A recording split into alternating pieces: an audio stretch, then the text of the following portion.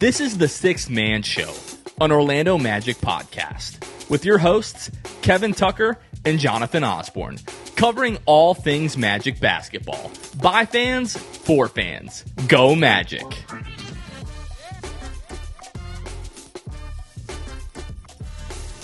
What's going on, Orlando Magic fans? You guys are back with the Sixth Man Show. Today is Monday, December 22nd, 2025. Jonathan Osborne here. As always, joined by my co-host, Kevin Tucker. Kevin, Merry Christmas. You hear that? I think I hear some sleigh bells in the distance. It's that time of year. This is the week. Just kidding, bro. Yeah, Merry early Christmas to all the filthy animals out there, the Magic Maniacs. But yeah, what a fun week.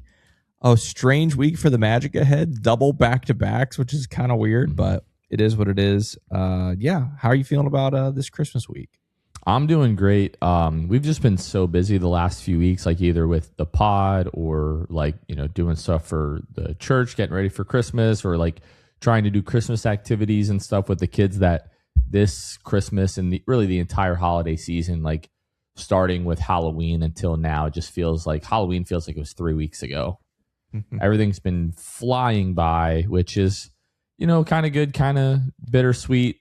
It's good to stay busy and be busy, but you really like to sit in this time and try to cherish it, as when you have small kids like you and I both do.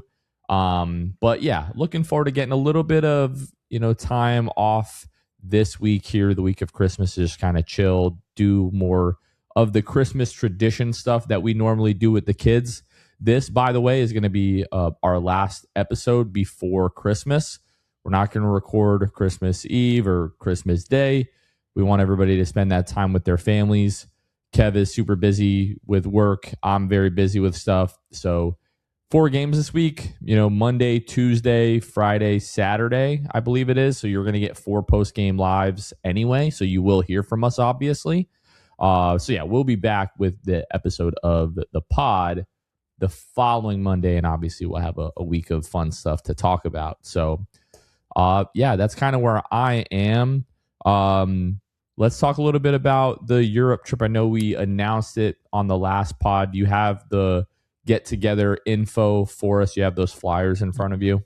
Yes, if you missed Thursday's episode, we were able to announce the information about our get-togethers, our pregame get-togethers. So if you're going to be in Berlin or in London for those games coming up in just like 3 weeks, which is pretty crazy, and you want to hang out with some Magic fans, this is the place to do it. We've even had people reach out and say, I didn't get tickets to the games because they're too expensive. And yes, they are way too expensive, but I just want to come hang out with some fellow Magic fans before the game. These are the places to do it. So starting in Berlin, of course, that is Thursday, January 15th. We're going to be at the Irish Pub Berlin, which is literally right next door to Uber Arena, where the game will be played. We're going to be there from about 4 p.m. to 7 p.m.-ish.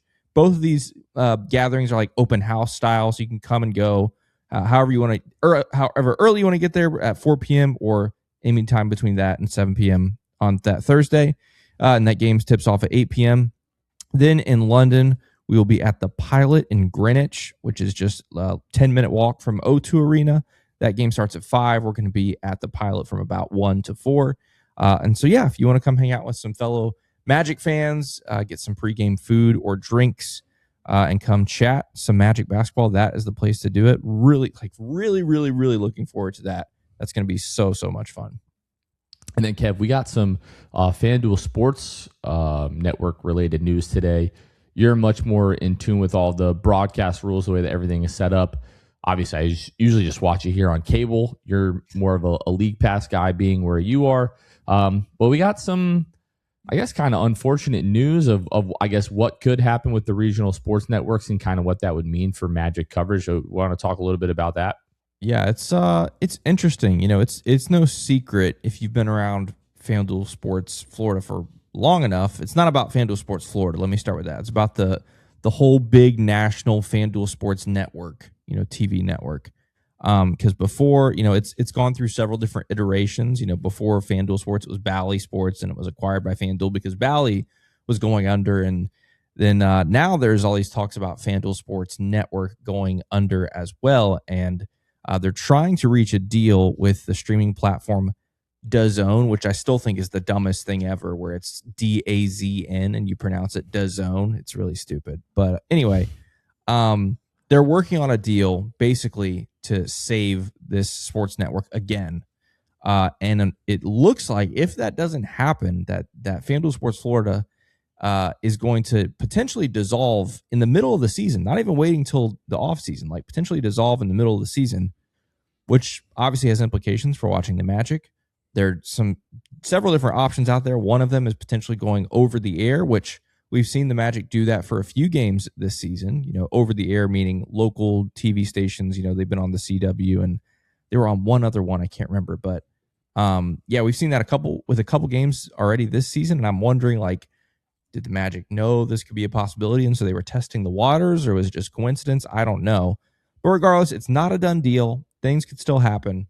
This deal with DAZN could still happen and keep things alive, but it's something to keep an eye on, and it's a little bit of a warning. Like, don't be surprised if we maybe wake up one morning in the next few weeks or months and all of a sudden we have to find a new place to watch the Orlando Magic. The good news is it's 2025. The ability to watch the Orlando Magic is not going to go away, right? This is not the 90s where all of a sudden things can happen and now you can't watch your team. They're going to figure out a way. It just might be a little different. It might take some getting used to, and again, maybe it doesn't happen at all, but it's something to keep an eye on. Now, and again, you probably understand a lot of this stuff better than I do, but in reading the article, it said something as if like the broadcasting rights could go back to the individual teams and then they kind of get to decide what they're going to do. What would that look like? That's certainly something that's on the table. What it will look like, it depends, right? Like there's a lot of different ways the Magic could do that. If it goes to that, like I said, over the air is, I wouldn't say a leading option because I don't have any kind of insight, but I would guess it's one of the top options, if not the leading option. And then the other option is some teams, I can't remember which one is it, the Jazz? Some of the teams are streaming through their own website, doing games through their own website. So the Magic could go that route. There's a lot of different options. There's certainly options that we don't even know about. And so another option is just through League Pass. Maybe I just don't really know how that works with the blackout stuff. I don't really know if blackouts get lifted and then you can watch on League Pass. I really don't know how that could shake out. But yeah, either way, it's going to be very interesting if it happens. Again, it is an if at this point, but it was rumored, this week in particular, it was Awful Announcing, which is a great resource for sports broadcast information and news. But yeah, they're the ones that put out some information, and Sports Business Journal did as well. And so, yeah, people are talking about it, and we'll see what happens. Some pretty crazy stuff with the Philadelphia Flyers this past week as well, like their radio broadcast. Saw that on Awful Announcing. Some pretty crazy stuff going on. But, Kev, if I'm not mistaken, like this doesn't mean anything for our friends over at FanDuel Sports, like Jeff, David, Dante, Kendra, all of them. Like they're all team employees. Right. That's one thing that's a little bit different. I think there are some other sports that might be different. But for those guys and one gal, Kendra, yeah, they're all team employees, so they should be okay. Well, we'll keep an eye on that. Obviously, as soon as we hear anything, we'll keep you all up to date here on the show. But make sure, like, if you're on social media, you're following like Jason Beatty. I think he was the first person that I saw that had that today. So, but yeah, it'll be interesting to see what happens. This has been ongoing for the last several years, like going from, I think it was Fox, like right into Bally and Bally into FanDuel. And there's been all these kind of rumors. I think it was like the Diamond Sports Group at one point. Now it's like Main Street Sports or whatever. That's been kind of shuffling, through different parties' hands over the last couple of years. So hopefully that gets resolved, and we don't have any issues in watching this team and people being able to enjoy this season. All right, Kev, let's talk some Magic basketball. Let's go ahead and jump into this week's state of the Magic. So as it is at the time of this recording, the Magic are 16-12. They are fifth in the Eastern Conference right now. They are 6 games back of the Detroit Pistons, 4 games back of the Knicks, 1 game back of the 3-seed Boston Celtics, a half game back of the 4-seed Philadelphia 76ers, tied with the Raptors, a game and a half up on the Cavs and the Miami Heat. This week, the Magic went 1-1 with the loss to Denver on Thursday, which we'll break down, and the thrilling win over the Utah Jazz on Saturday in overtime. At this point in the season, the Magic are 10th in the league in offensive rating with an offensive rating of 115.6, ninth in defensive rating with a defensive rating of 112.6, and ninth in overall net rating with a positive net rating of 3. Kevin, however, over the last 15 games now, the Magic are ninth in offensive rating with an offensive rating of 116.3. And they were just about a week and a half ago, they were second in offensive rating over the last 15 games league-wide. They're now 11th in defensive rating in the last 15 games league-wide. So falling from second to 11th in defensive rating over the last 15. And then they are 10th in overall net rating in the last 15 games with a positive net rating of 4.1. Taking a quick look at the injury report, which there was also news from Shams and some other sources that the way that teams are going to have to update the injury report is changing partly due to all like the scandals that have been going on with like sports betting and things like that. So teams are going to have to update their injury reports more frequently throughout game days. But right now, Tristan da Silva is going to be questionable for the next one. He's got a right shoulder contusion. He missed the last game with that. Jalen Suggs is doubtful with the hip contusion.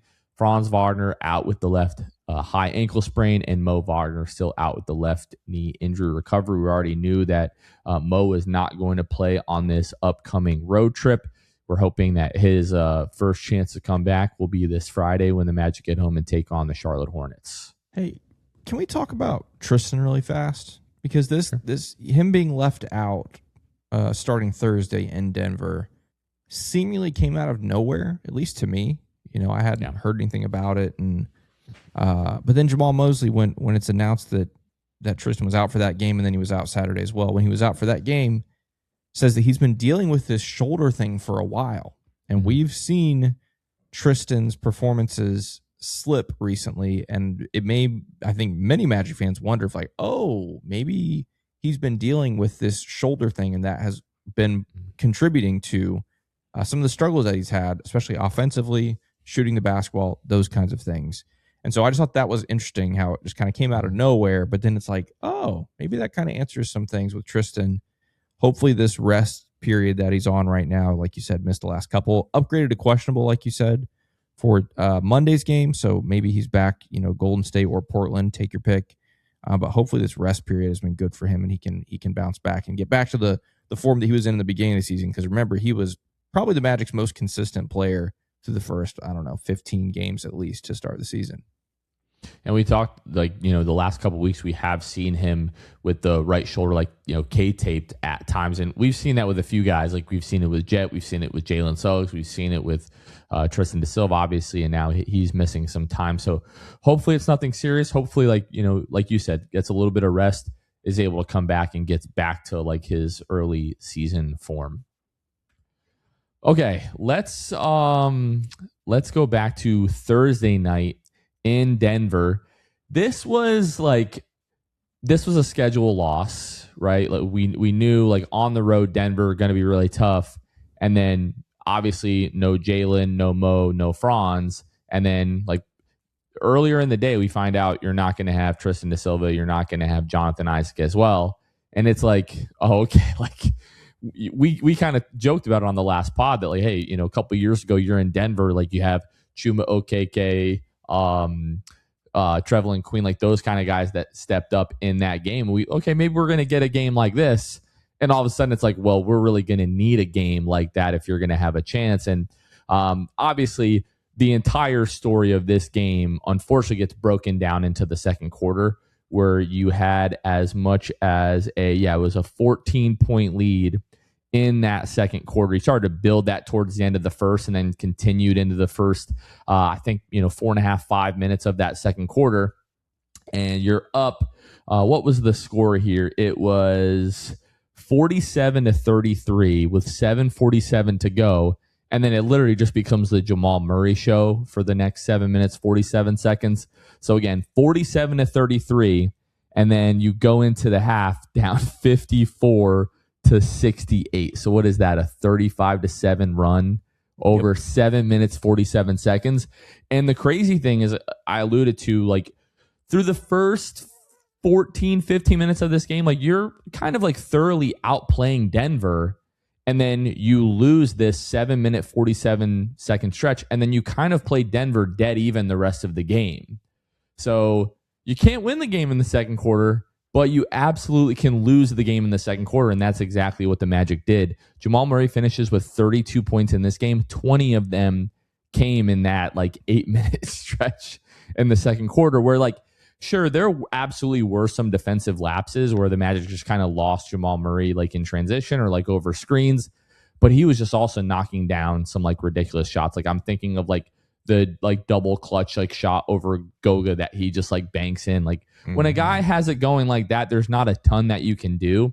I think what was a little bit maybe more frustrating is just the way that the Magic offense completely stalled, because it was humming up to that point and then just completely stalled in the last 8 minutes. And, you know, you do have the defensive lapses, but when you get outscored like that over the course of 8 minutes, most nights, you know, maybe you're able to, you know, kind of claw your way back into the game, but against a team that is as good as Denver is, and as good as Jamal Murray played in this one, as good as Nikola Jokic was, and like some other guys, you know, made plays like Tim Hardaway Jr., Cam Johnson, like those guys all had their moments in this game as well.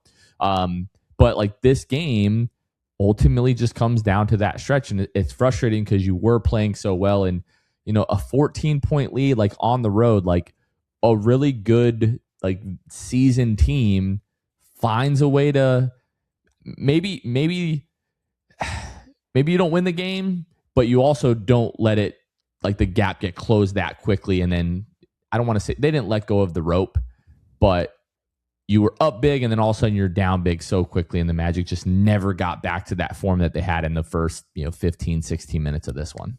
Yeah, they never got back to that same form, but they fought really well in the second half. I mean, this was a 2-possession game with, I think, 4 minutes to go. And so to me, that was like, I'll be honest, I thought we were going to get absolutely blown out in this game. Sure. And, you know, like you said, with all the different, you know, things that were going on, and you're starting a West Coast trip and you're missing all these guys, and Denver's really good, like really good. I thought you were going to get absolutely blown out in this game. So the fact that the Magic got off to the great start was, you know, promising. Obviously, like you said, the second quarter was disastrous, but like you said, the Magic played them even in the second half and kept it interesting. And it was relatively close in the fourth quarter, close enough to where they could make a run, but time and time again, they just didn't have enough to overcome that deficit that they found themselves in multiple times tonight. And, you know, the calling card of this team obviously is defense, but one of the backbones of that is limiting teams' 3-point opportunities, like good looks from three. The Magic are still the best team in the league right now when it comes to defending the 3-point line. But that's really where you lost this game. Yeah, you lost it in the second quarter, but part of that second quarter, and then it spilled over, you know, into the rest of the game. The Nuggets went 44% from three. You mentioned Jamal Murray went 7 of 12, Cam Johnson 3 of 5, Tim Hardaway Jr. 2 of 4, Jalen Pickett 3 of 6. A bunch of guys shooting 50% or better. That was ultimately what did the most damage to the Magic. And if the Magic can't defend the 3-point line, it really hurts, you know, their entire defensive setup. And so that's what cost this team. You'd like to think if you can score 115 points, you're going to be in the game and maybe even win the game, you know, with how the Magic play. But unfortunately, when you give up 126, that's going to be really, really tough to do. It is now time for one of our favorite segments of each week. This is this week's Jam Hot Chicken Jam of the Week, presented by, yes, you guessed it, Jam Hot Chicken. We are going to go back to Saturday night's game in the Salt Lake City of Utah. The game is tied 123-123. Isaiah Collier drives down the lane towards Desmond Bane. Desmond Bane gets a hand on the ball, strips it. The ball pops out to Paolo Banchero, who passes it over to Anthony Black, who takes 2 hard dribbles down the right side of the floor, jumps out of the gym and jams it down with the right hand. Probably got fouled by Svi Mihailuk. I hope I said that name correctly. probably shouldn't have been an and one, puts the Magic up 2 with 27.2 seconds left in the overtime period. Magic go on to win that game in overtime, and Anthony Black has this week's Jam Hot Chicken Jam of the Week. Jam Hot Chicken, proudly serving the city beautiful, serving jams, culture, and hot chicken to the heart of Winter Park and now Winter Garden as well. Jam Hot Chicken is a Nashville and LA-inspired hot chicken shack, locally owned and operated in Winter Park, and like I said, now in Winter Garden. If you're in Winter Park, they're over at 400 West New England Avenue, Suite 13 in Hannibal Square. And if you're in Winter Garden, they are located in the Crooked Can Plant Street Market, their new location. If you haven't been there, go in, check it out. New location, same old, wonderful, delicious Jam Hot Chicken. Follow them at Jam Hot Chicken on all social media. Head on over to jamhotchickenfl.com. You can access their menu, order online as well. And you can also order it on Uber Eats as well. So if you don't want to leave the house, but you're local to one of their locations, get it delivered straight to the crib. And if you're either ordering online and going to pick it up, or you're in person, when you check out, let the cashier know that you have code 6THMAN. You get 10% off your meal every time at Jam Hot Chicken. If you're ordering online, there's a little area for a promo code where you'll add that. It does not work on Uber Eats, but if you're going there to pick it up or you're going to eat there, use code 6MAN for 10% off your meal every single time. Not only do these folks help support the podcast, everything that we do, but they are die-hard, lifelong Orlando Magic fans, so we love supporting them, and their food also happens to be delicious. Definitely recommend stopping by, try the Sando, try the box, whatever it is that your heart desires. But when you head to Jam Hot Chicken, let them know that the boys over at the Six Man Show sent you.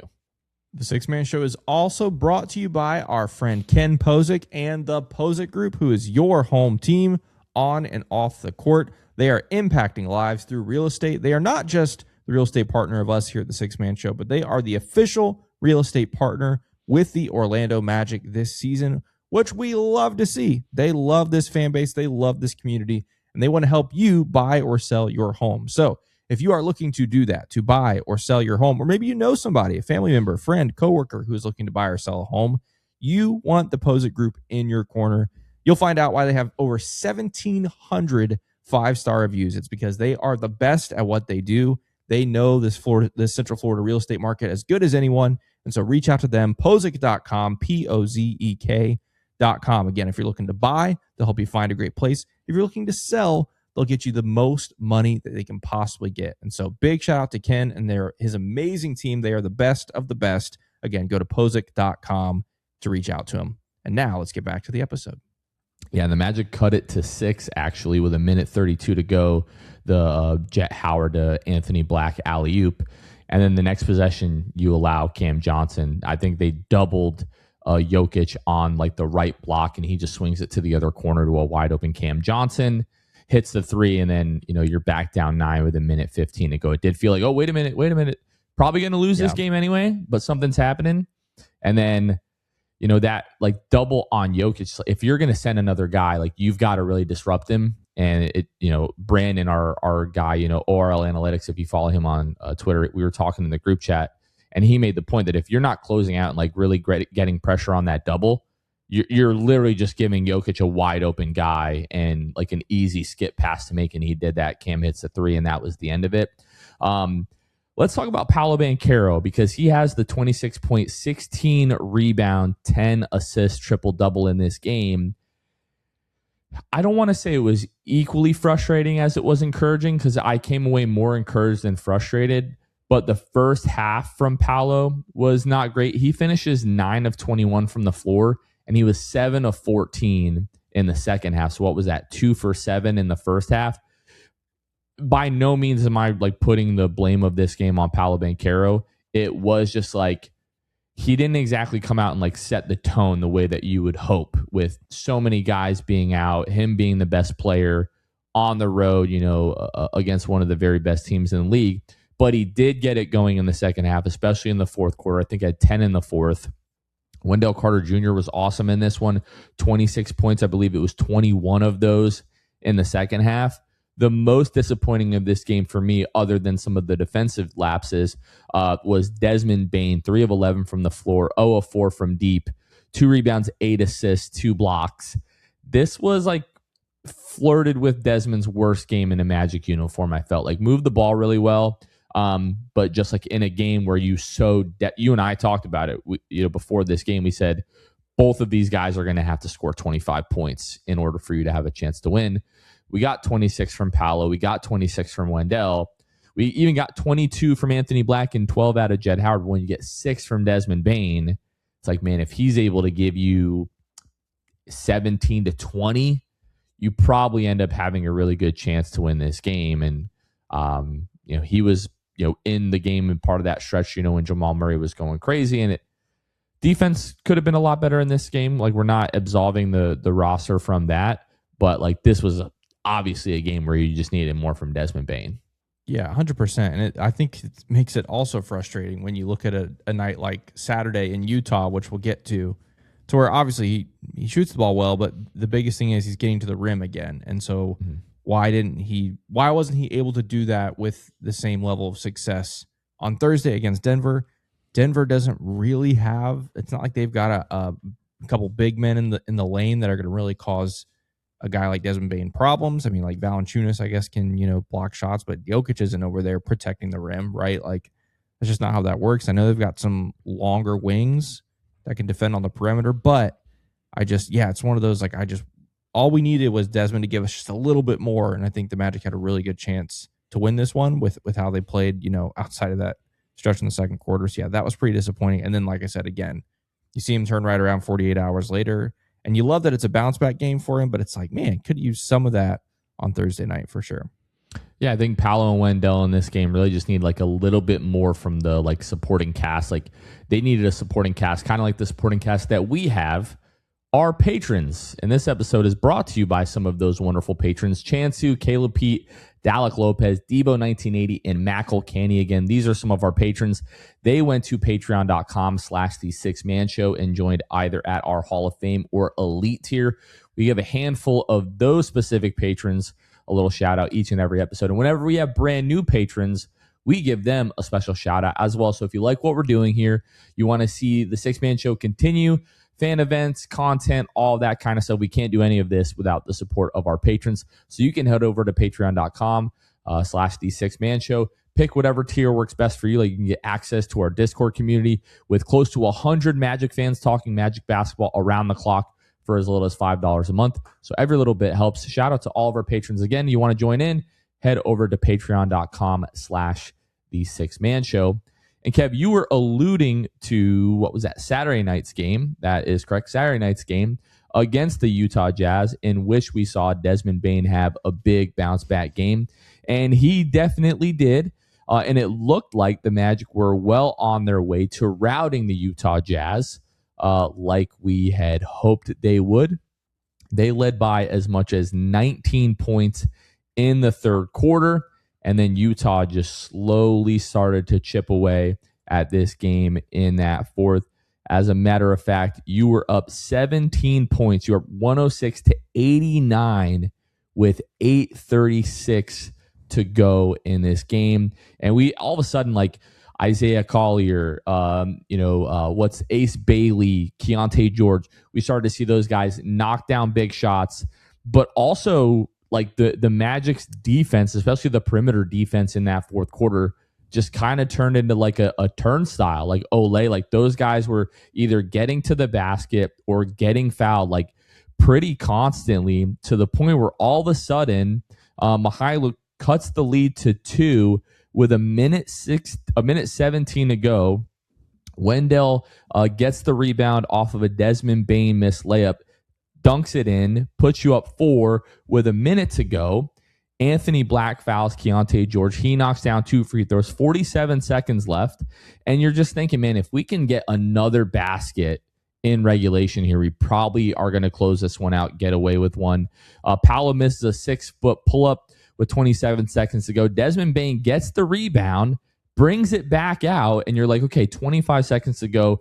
Now they're really fighting the clock. If we get a basket here, it's pretty much over. And Desmond starts to drive and just loses the ball out of bounds with 16 seconds to go. Isaiah Collier comes down the other way, hits a layup, probably gets fouled on the layup, ties the game up with 5 seconds left. And then Paolo Banchero wide open at the top of the key takes the three as time expires.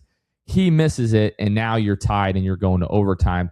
What were your thoughts, like just generally about like the flow of this game? Like I tweeted out pretty early in this one that like, hey, this is a young team playing with a lot of confidence. You need to build a big lead and close this game out early, or much like we've seen time and time again this season, when the Magic, I don't want to say play with their food, but when they don't quite like put their foots on the neck of like a what we would deem it like a not equally skilled or talented opponent, you let that team hang in the game, you let them stay confident, and then all of a sudden at the end of the game, they have the confidence that they can win the game. And I know we're going to talk about this overtime period, but Utah quite literally almost won this game. So what were your thoughts on just like the overall flow this fourth quarter and sort of like the closing series of that fourth?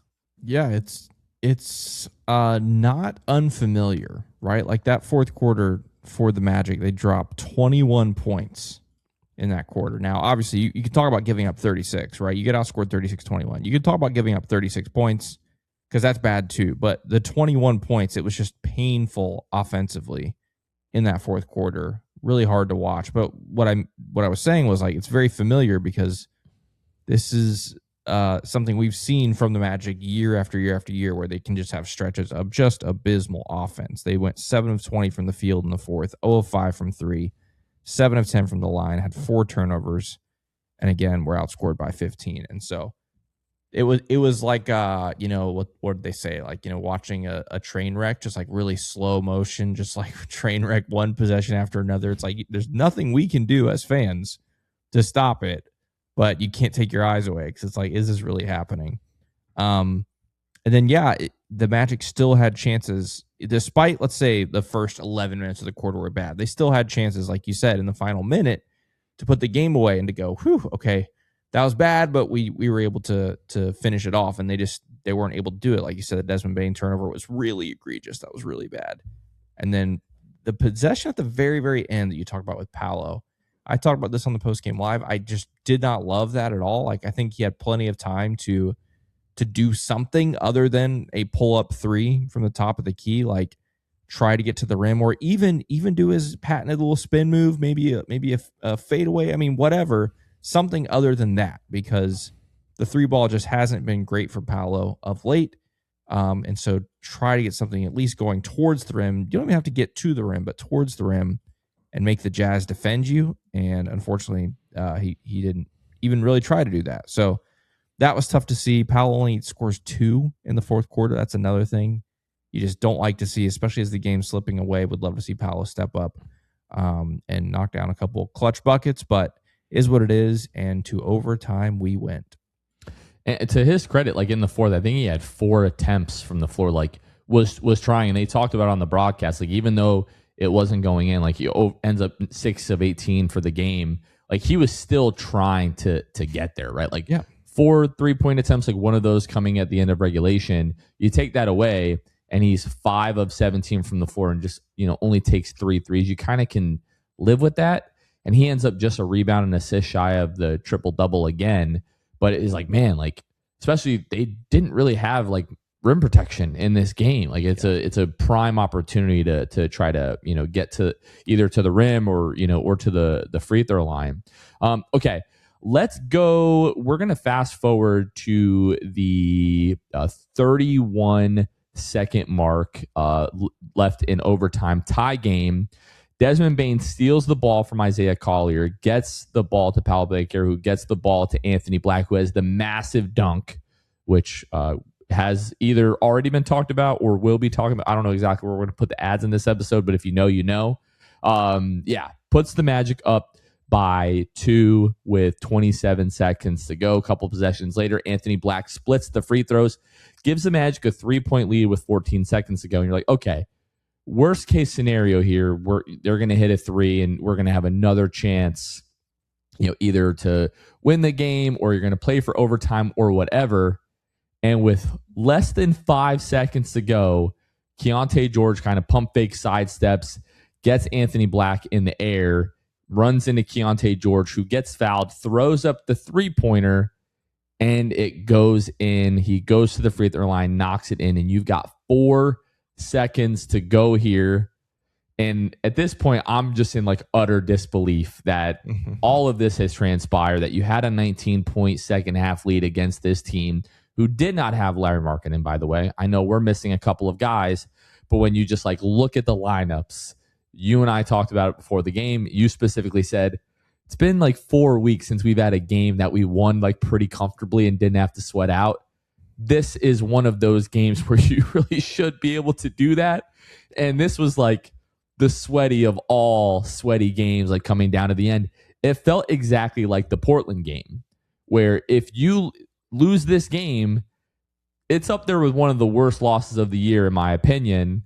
Sure. And then once again, we get Desmond Bane late game heroics, and I can't even like really fully enjoy it. So if you've seen the game, you already know. If not, I'm going to spoil it here for you. They inbound the ball to Wendell Carter Jr., Joe Prunty, Jamal Mosley, and their staff. They drop a great play coming out of the timeout.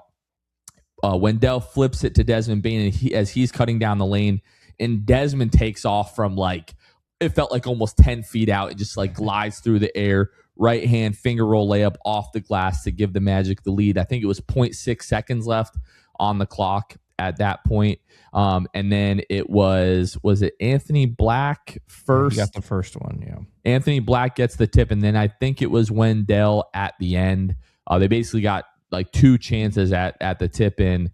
They're unsuccessful. The Magic survive Utah. I don't think there's any other way to put that, with the 128-127 win. And we'll go through the box score here, but this was just a game where like really, really good teams don't find themselves in this position.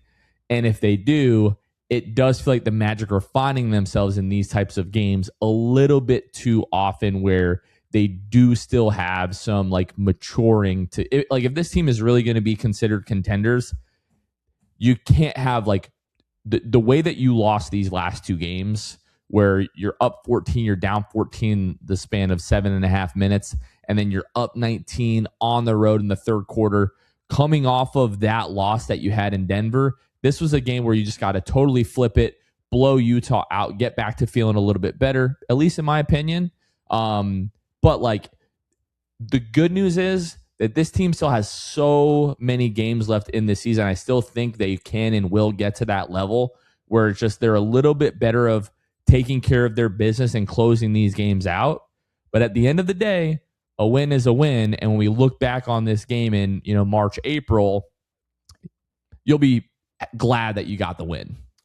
Yeah, a couple things. First off, I kind of want to draw attention to the Anthony Black experience in crunch time, because it was quite the roller coaster. And at the end of the day, made more great plays than not. But obviously, you start with the dunk, right? Or maybe I should go, we'll talk about the dunk first. The dunk was great, obviously. Very important. Gives you the lead, all that kind of stuff. Could have been an and-one. Should have been an and-one. Yeah, if you want to talk about the Collier one, then that should have been an and-one as well. So, but I'm glad they had no calls on both. So that was great. Then the Jazz, missed the bucket, and AB's foul and has to go to the line, a chance to put the game away, right? You're up 2. He's got 2 free throws. He can essentially put the game away with, making a 4-point game, but he only goes 1 for 2. And so he's the reason you're only up 3. And then he goes up against his BFF, Keontae George, and falls for the pump fake. Not just falls for the pump fake, jumps into Keontae George, which credit to him for making a really tough shot and, a 4-point play. So that's not great, obviously. But then later, with 0.9, it was 0.6, and they added 0.3 of a second. With 0.9 left, he's the one that swats away that initial lob. And so that was that was all in the span of like 30 seconds. Like Anthony Black was a vital part of this in game. Real time. Yeah, a vital part of this game, and it was just up and down. And obviously, in the end, he made more good plays than not. But I just thought it was just a wild experience that he was at the center of all of these really important moments. And ultimately, like I said, made some great plays, but had a couple ones that you're like, man, you make one more free throw and we don't have to deal with the drama, or don't foul your best friend, Keontae George. I wanted to ask you really fast, because I gave my thoughts on this on the postgame live. Magic are up 3 and elect not to foul. What do you think about that? It's one of those things when it's your team, you want them to foul, and when you're the other team, you think it's the dumbest thing in the world. Like there's no good answer for it. I do kind of just wish they would like rule it out of existence, like change the rule so it's just not an option. Right. But yeah, like when you're up 3, like, with there's only time for one possession in the game, shot clocks off, all that kind of stuff. It's like, yeah, the smart thing to do in that situation is to foul. But on the other hand, the Magic are 23 for 33 from the free throw line in this game. So do you really trust these guys go? I kind of just trust them to get the stop more than I trust them to make the free throws. Like I said, they're the best 3-point defensive team in the league still right now. And so that's where I am too. Like I also like to gamble on this kind of stuff a little bit. Like, hey, go get the stop, go make the play. And if you can't, you live with it. And unfortunately, it backfired in quite literally the worst possible way. Like you can't have a worse possession than that when you're up 3 and you give up 4. Like, are you kidding me? Not only do you foul the 3-point shooter, but you let him make the shot. Yeah. That's crazy. And someone in our group chat was like, "Why didn't we foul?" And Maddie, to his credit, says, "Well, we did foul, just in like the worst possible way." Oh my god! I know there are people. We've now been talking about this game for the last 7-8 minutes or whatever. There are people that are screaming that we haven't talked about this guy just yet. Noah freaking Penda. This, I believe, was the 32nd pick in this year's draft. Which, by the way, the Weltman, Anthony Parker and company draft from this past summer is looking like an absolute freaking home run. Yep. With Jace Richardson and Noah Penda. I know Jace definitely wasn't perfect in this game, but did some good things. But Noah Penda, 23 minutes, played the entire fourth quarter and most of the overtime period. 13 points, 12 rebounds. Kevin, 7 of those 12 rebounds were offensive rebounds in which you needed each and every single one of them. I don't remember the last time that I saw anyone, let alone a rookie, have double-digit rebounds where they had more offensive rebounds than they did defensive rebounds, but also 4 assists, 2 steals, 2 blocks, 6 of 11 from the floor, 1 of 4 from deep.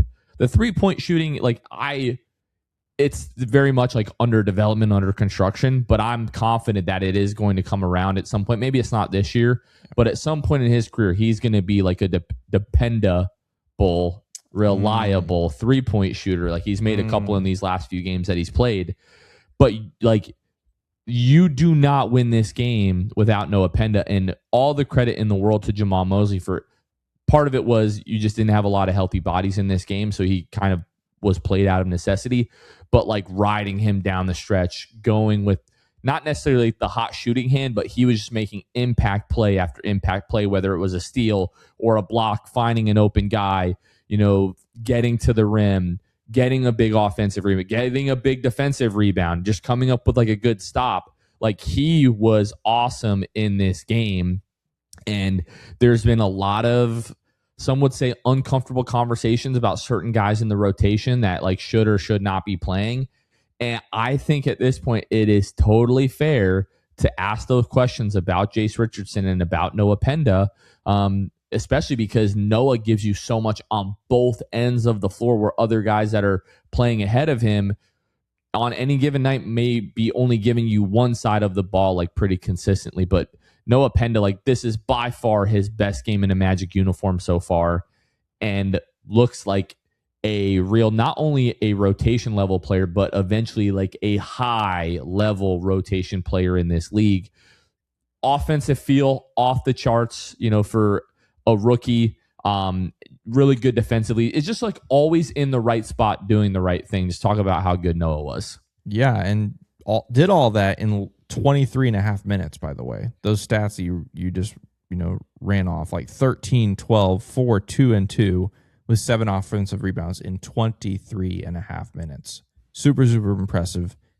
And made not just, good plays and right plays, smart plays, but big plays. Like just had some really big moments down the stretch.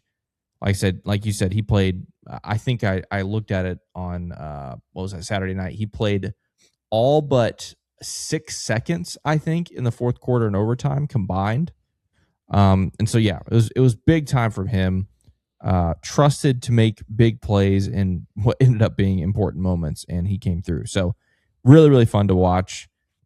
Again, he's so unique. I don't remember a Magic player like him. I asked some of the people in the chat on Saturday night, like some comps, and the ones I love the most, Boris Diaw. If you remember Boris Diaw, I think that's a great comp. He's also a Frenchman, which is great. The other one that I hate, but there's some validity to it, is Draymond. Like the way he moves, how Draymond is not athletic. Draymond he's clunky, right? But it's kind of similar to that's how I view Noah. Like Noah is obviously they're all great athletes, but it's smooth but not explosive, right? Like when you watch him, maybe that's the way to. I've never thought that Draymond is a smooth mover. Yeah, no, I maybe think smooth isn't the right. I don't know. I just think it's very unique, and there's not a lot of guys like him. And I think Draymond and Boris Diaw are kind of similar. That's kind of where I lean. That he's like not in a class like all of his own, but you just don't see a guy, especially as young as he is. Like he is not explosive, but like to your credit, like very fluid, very smooth, especially with the ball in his hands, like making decisions, finding open guys. Like just super impressed with the way that he played. And he's been up and down like any rookie is going to be up and down. Jace Richardson, this was, of the games that he's played significant minutes, one of his like worst games, right? Like had a couple of threes that he missed pretty badly. But no, I'm right there with you. Like I like the Boris Diaw one a little bit more because like offensively, both of those guys are pretty fluid. With like Draymond, all that you're really asking him to do offensively is like find Steph or Clay, like cutting from somewhere for the most part. Fantastic passer, fantastic, offensive playmaker and everything. But I also don't think Noah is like quite the defender. Like nobody's saying that he's Draymond Green on that level, but just really, really good. And I don't know, like at what point do we think that Jamal just goes like, hey, I'm just going to play these guys like consistently when we're healthy? Like, do we think that we get to that point? Like, I just feel like they've earned it. Yeah. I was about to say, I was at that point in November. So here we are. We're like November 1st. Yeah, we're staring down 2026, I mean, I feel like it has to come, but will it? I really don't know. Because again, I thought it would have happened by now, given some of the things that we've seen from some of the other guys, but we'll see. I think it's very, very possible. I think, when we get to that 41 game mark, sometime in, January, late January, whatever it is, I have a feeling maybe that could be when it happens. But if it doesn't happen, then I should backtrack. Because there's precedence for this when it comes to Jamal Mosley and the Orlando Magic. In the years past, they've played rookies when they've needed to, right? You think back to 2 years ago, Anthony Black.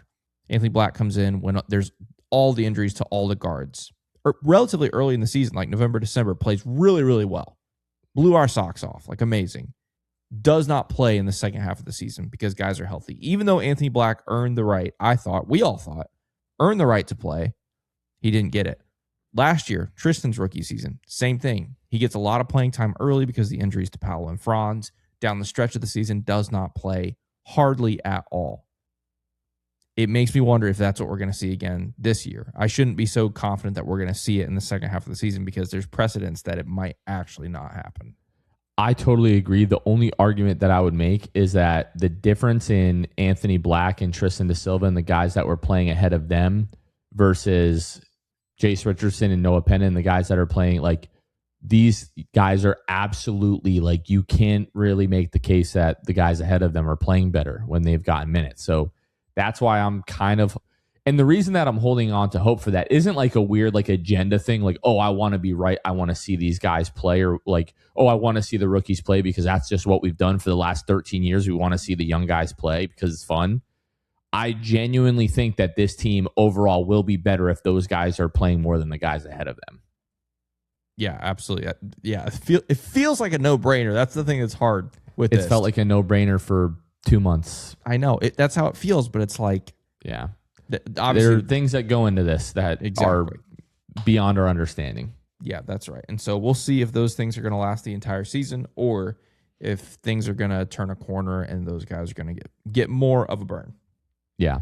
I do want to talk a bit about Paolo Banchero. We mentioned, 23 points, 9 rebounds, 9 assists, just a rebound and assist shy of back-to-back triple doubles, which I believe he only has 3 in his career. So this would have been the first ever like back-to-back games. 6 of 18 from the floor, 1 of 4 from deep, 10 of 15 at the free throw line. Just didn't shoot the ball well, but I did feel like since he's been back, this might have been like his best overall like process game in terms of like the looks that he was looking for. 1 of 4 from deep. One of those threes comes at the end of regulation. So you had 12 misses from the floor in this game. What was that? 8 of those basically came within the paint. Like was getting relatively decent looks. There were a couple that maybe you could argue he forced, but was like getting into the teeth of the defense. Obviously was getting to the free throw line. Needs to make his free throws, not, like washing that away at all.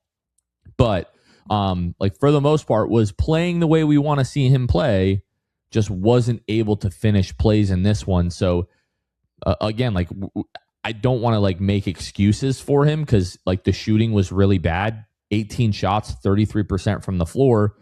But it does feel like outside of the result of the attempts, it was the kind of game that you want to see Paolo Banchero play. What were your thoughts? Yeah, I mean, that's the thing. Like both the Denver game and the Utah game, Paolo did everything at such a high level, with the exception of shooting the basketball, scoring the basketball, right? Which I know that's a pretty big part of the game of basketball, especially as, one of the lead figures of a team, right? So I don't want to make it sound like I'm dismissing that. But I mean, a monster triple-double Thursday against an elite opponent. Saturday, near triple-double. I love that the turnovers are down. Like I think he had 2 on Thursday. I know he had 2 on Saturday. That's huge for the amount of time that he has the basketball in his hands, especially when you factor in overtime as well. Only 2 turnovers. All that's great. It's literally just about the shot. And for me, there's enough of a Paolo sample size over the course of, now we're looking at 3 1/3 seasons of Paolo Banchero in the NBA. There's enough of a sample size to tell me that this is not the Paolo that we know, right? The 3 ball, that's never been super impressive for long stretches. That's different for me, right?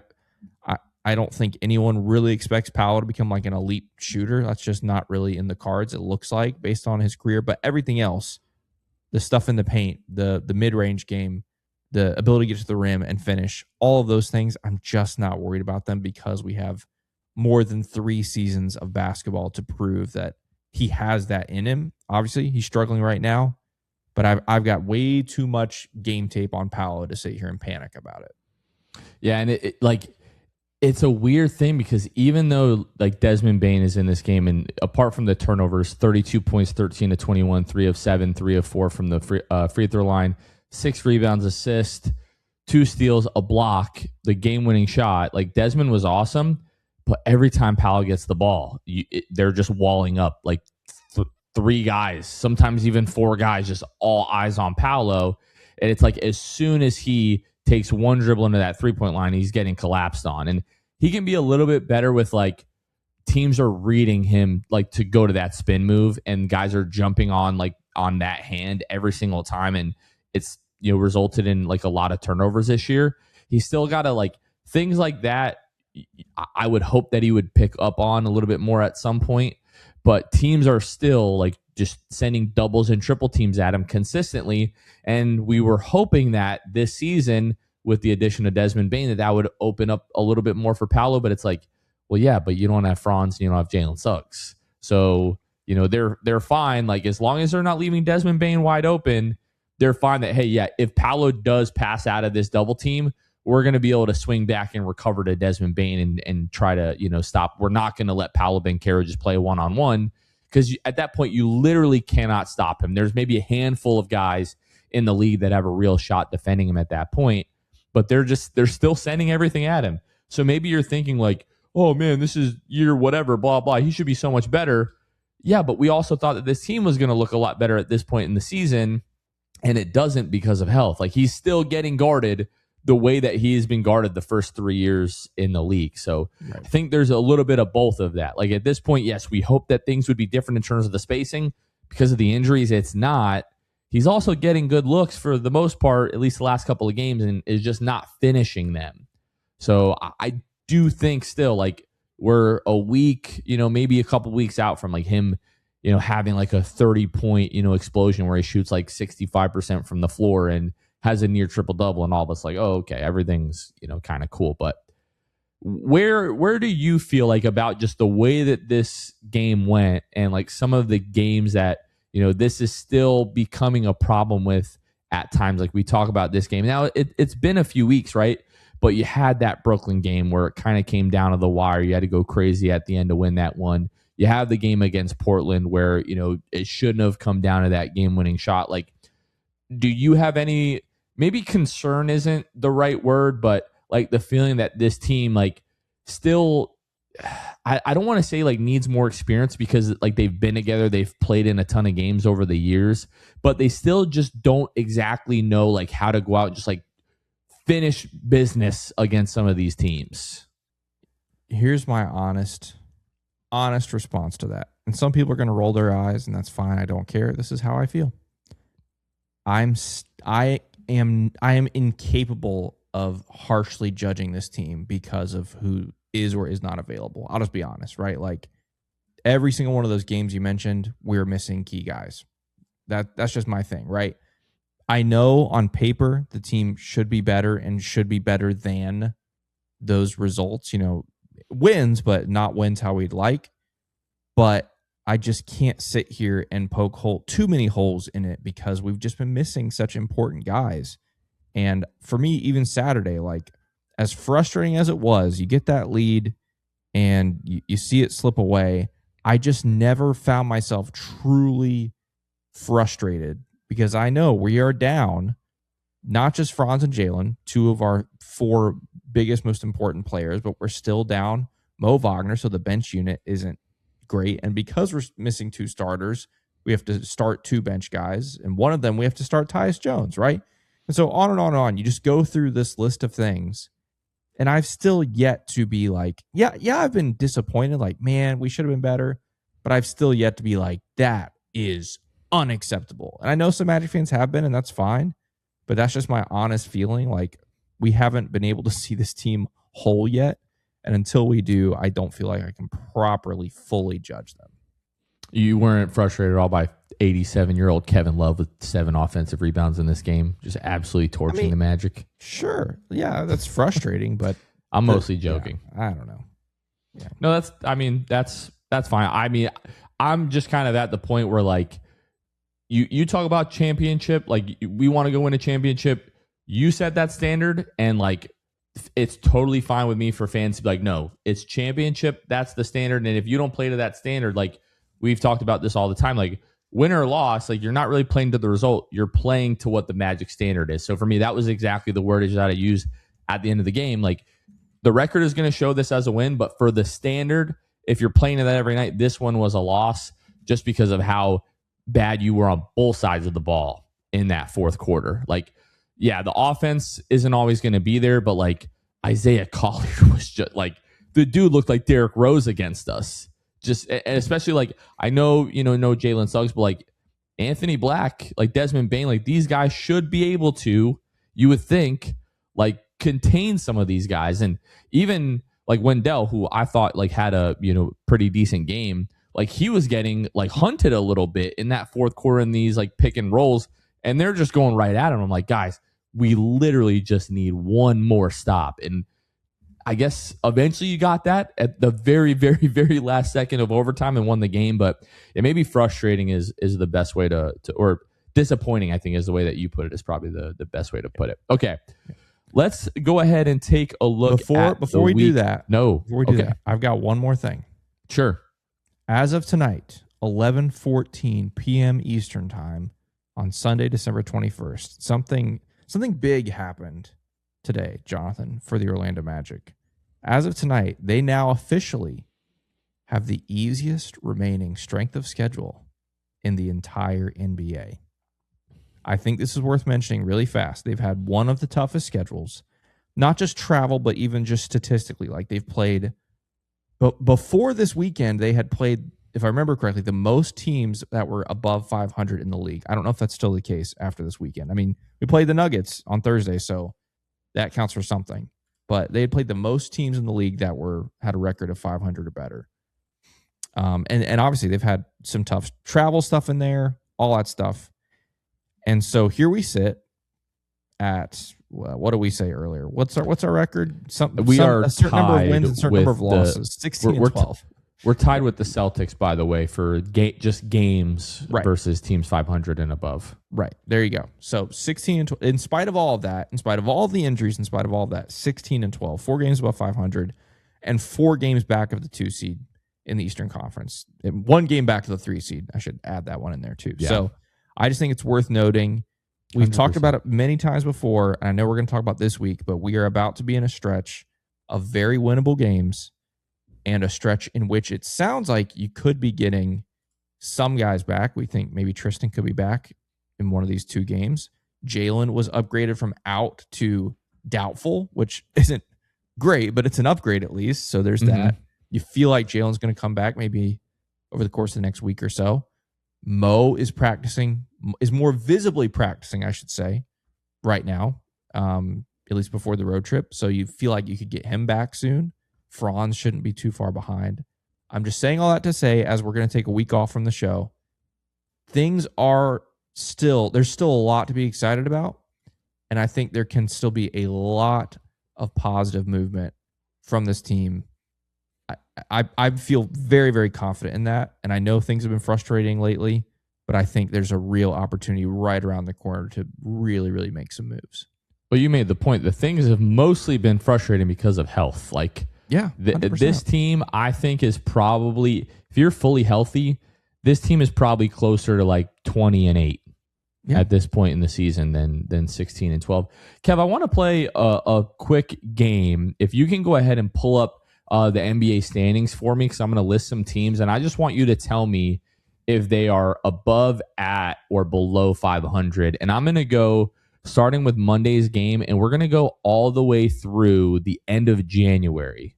Okay. So the next, month and, a half month and a week, like around there.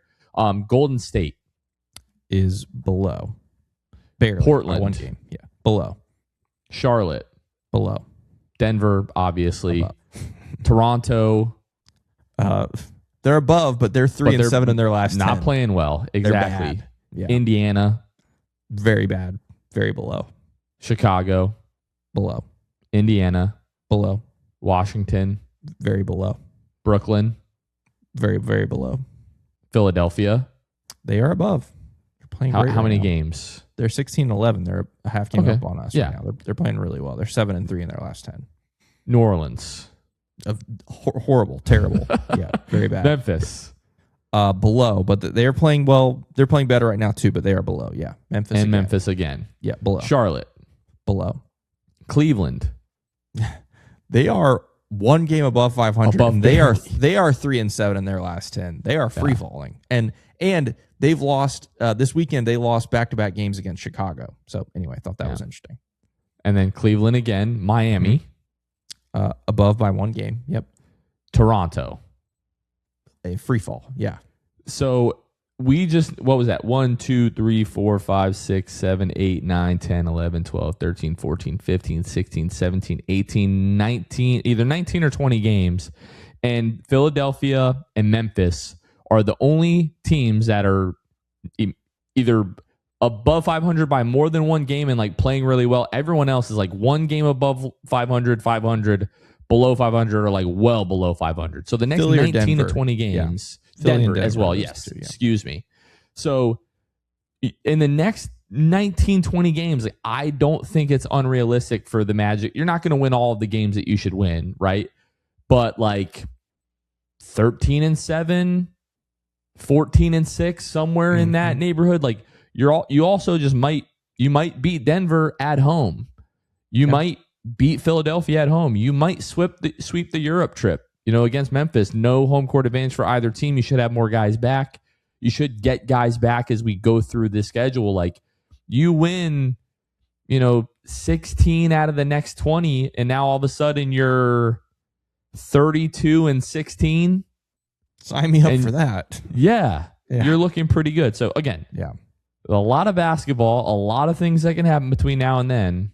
Yep. But like, you have a prime opportunity over the next 5.5 weeks here, and if you take full advantage, or at least close to full advantage of this, you should be at 31-17, 30-18, something like that, and we will all take that.